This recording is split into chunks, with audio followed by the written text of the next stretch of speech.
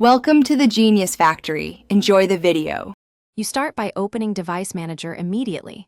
Press Windows key plus X and pick Device Manager.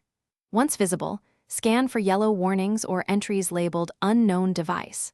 Right-click the suspect device and open Properties, then go to the Details tab and select Hardware IDs from the drop-down.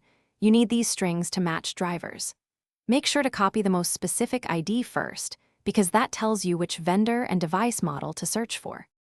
With the hardware ID copied, search it directly in a search engine or a driver database to find an exact match. You want to confirm vendor and device model. Once matched, look for downloads from the vendor site or reputable archives. Make sure the driver version matches your OS architecture, 32-bit versus 64-bit, and Windows build. Mismatches cause errors.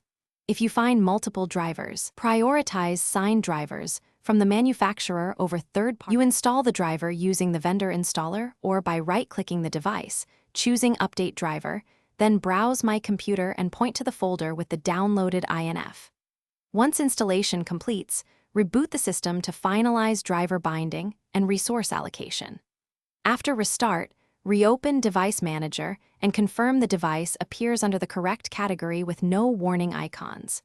If the issue persists, try rolling back the driver or using System Restore. Also check the hardware ID again to ensure you installed the correct package.